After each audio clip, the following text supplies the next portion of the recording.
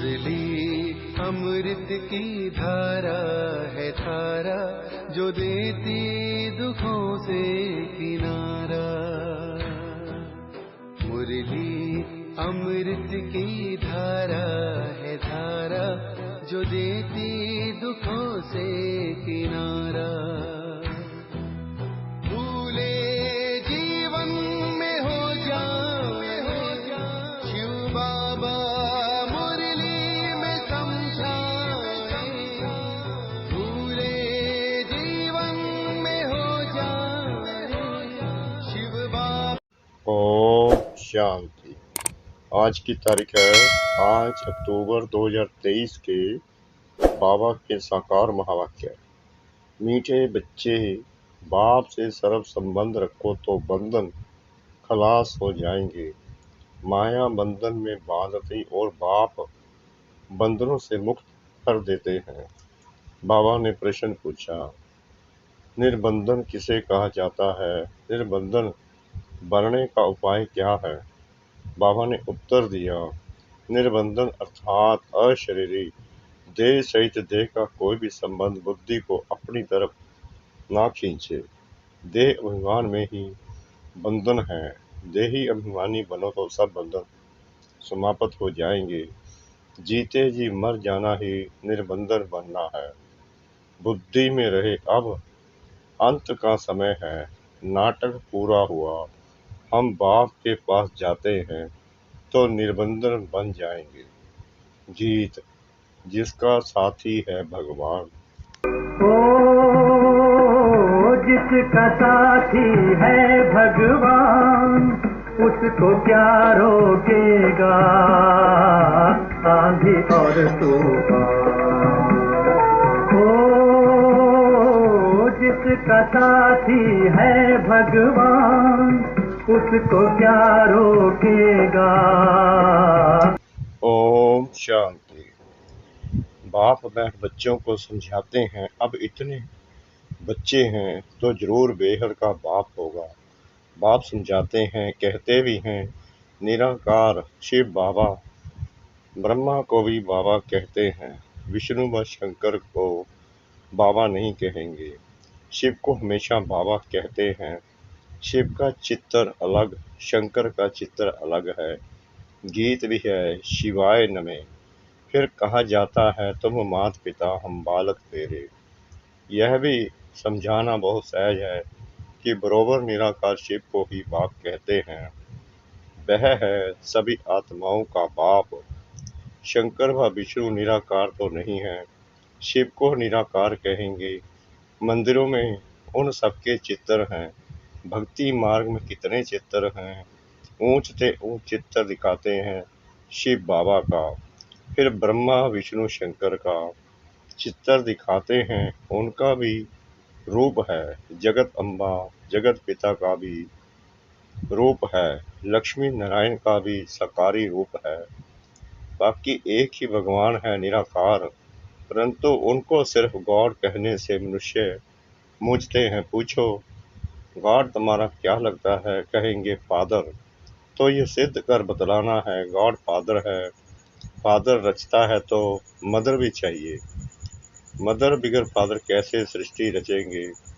वह फादर कब आएंगे? सब बुलाते हैं, हे पतितों को पावन बनाने वाले आओ। अभी तो सारी दुनिया पतित है। पतित हो तब तो आकर पावन बनाएंगे ना।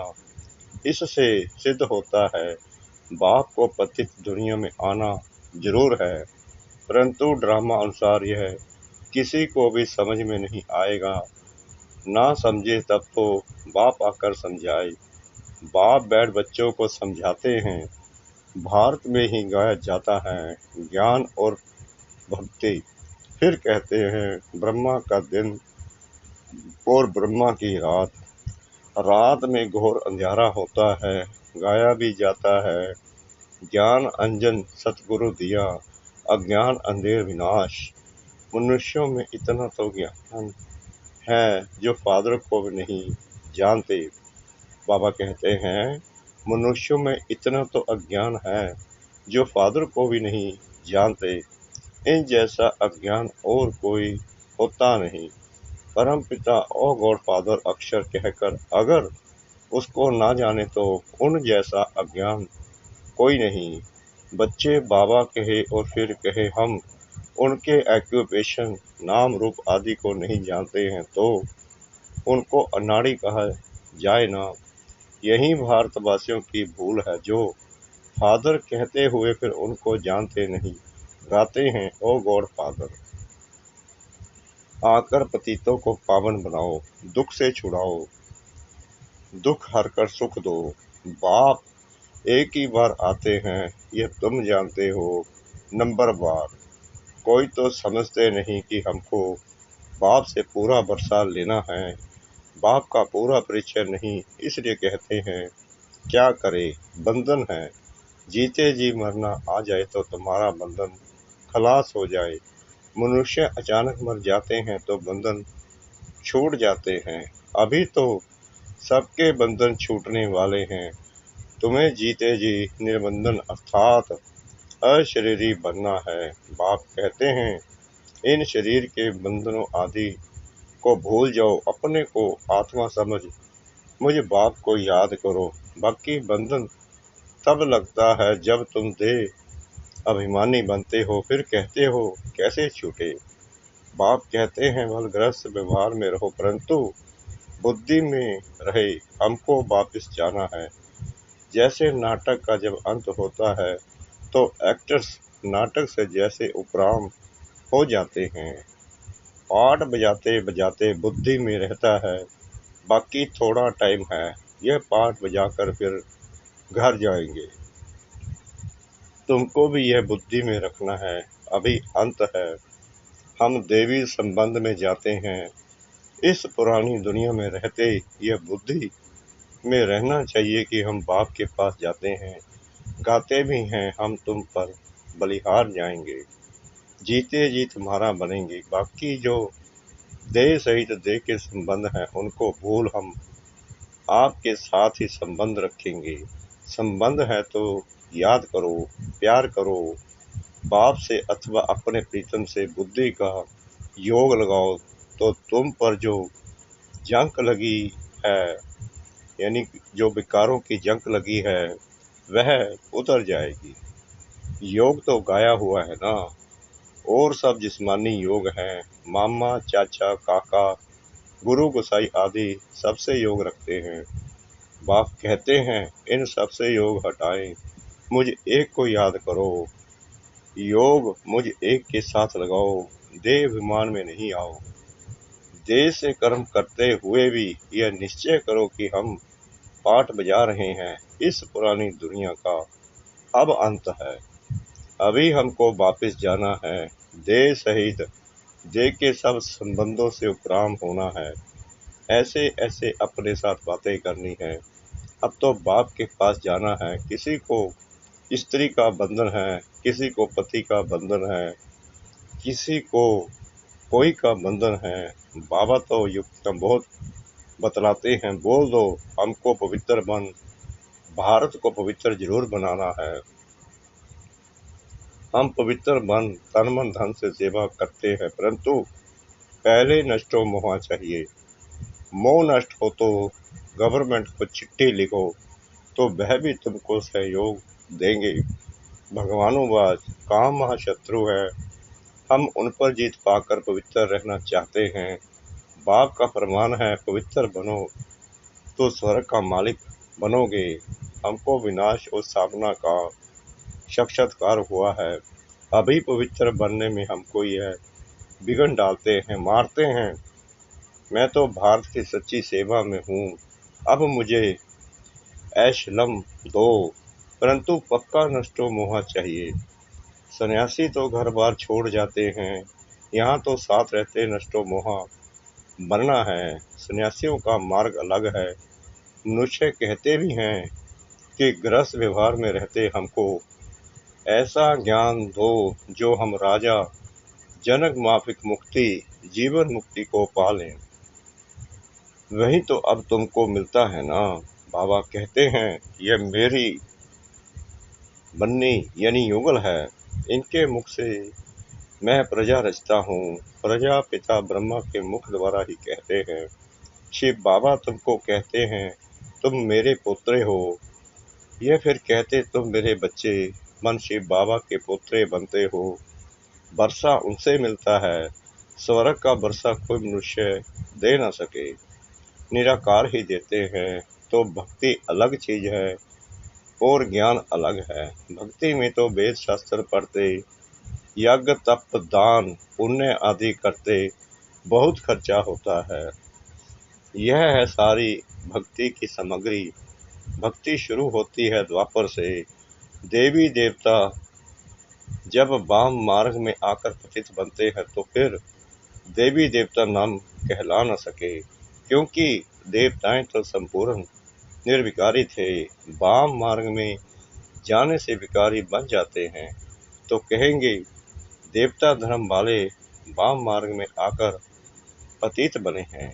पतित को देवता कह नहीं सकते, इसलिए फिर हिंदू नाम रखा है। वेदों शास्त्रों में आर्य नाम रख दिया है। आर्य नाम इस भारत खंड के लिए है। अभी ये अक्षर आया कहाँ से? सतयुग में तो आर्य अक्षर है नहीं। कहते भी हैं क्राइस्ट से 3000 वर्ष पहले भारत में देवी देवता बड़े समझदार थे। फिर वही देवता जब द्वापर में विकारी बनते हैं तो अन्न आर्य कहा जाता है। एक ने आर्य कहा तो बस नाम चल पड़ता। जैसे एक ने कृष्ण भगवानुवाच कहा अथवा लिखा तो बस वह मानने लग पड़ते। गाते बधाएं शिवाय नमः, तुम मात पिता हम बालक तेरे, परंतु वह कैसे मात पिता बनते हैं, कब रचना रचते हैं, यह नहीं जानते।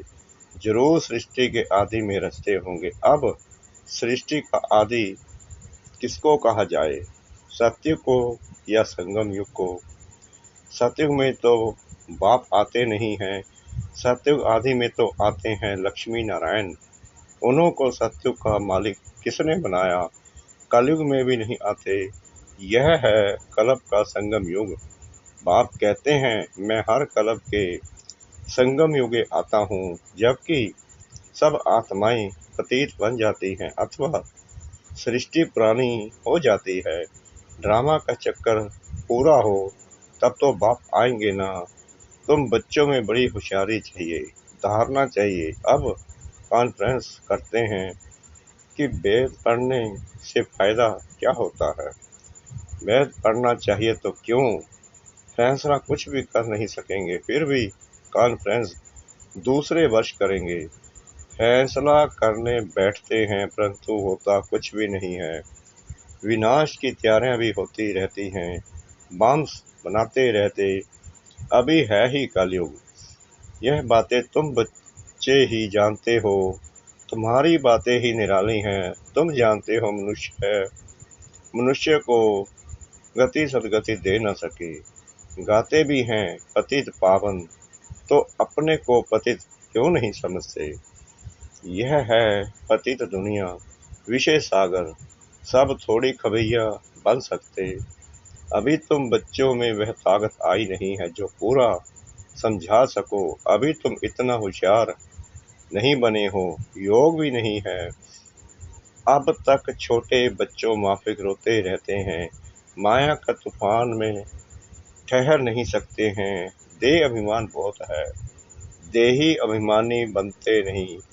बाबा तो बार बार कहते हैं अपने को आत्मा समझो। अभी हमको वापिस जाना है। सभी एक्टर्स जो अपना अपना पार्ट बजाते हैं सब शरीर छोड़कर वापिस घर जाएंगे। तुम साक्षी होकर देखो। देहदारी संबंधों में देह में मोह क्यों रखते हो? विदेही बनते नहीं, फिर विक्रम विनाश नहीं होते। बाप को याद करते रहे तो खुशी का पारा चढ़े। हमको शिव बाबा पढ़ाते हैं, फिर हम देवी देवता बनेंगे तो अपार खुशी होनी चाहिए ना।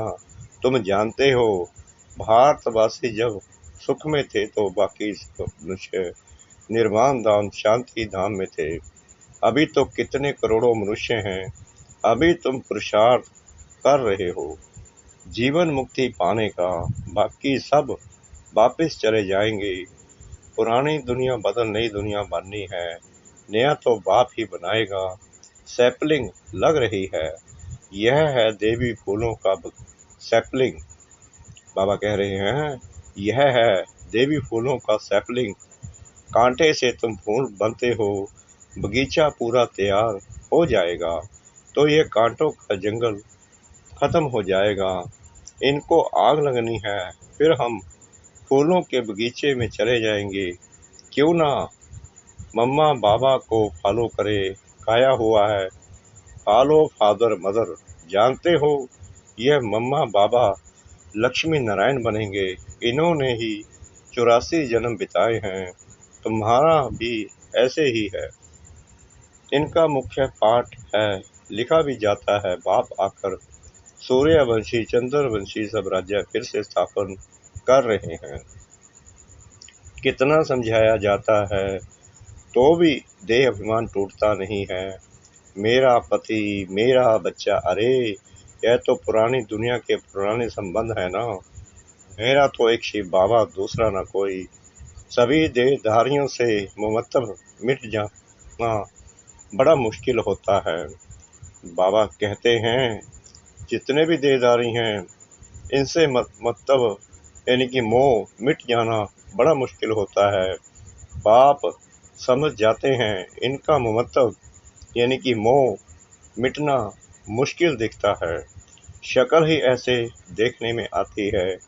कुमारियाँ अच्छी मददगार बनती हैं। अच्छा मीठे मीठे सिगलाते बच्चों प्रति माता पिता बाप दादा का याद प्यार और गुड मॉर्निंग।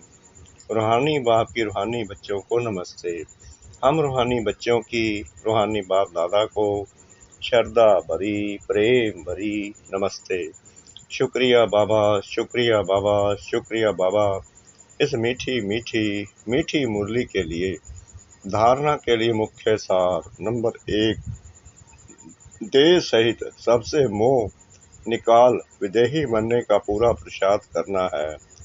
हर एक्टर का पाठ साक्षी हो देखना है, बंधन मुक्त बनना है। नंबर 2, इस पुरानी दुनिया से राम होना है।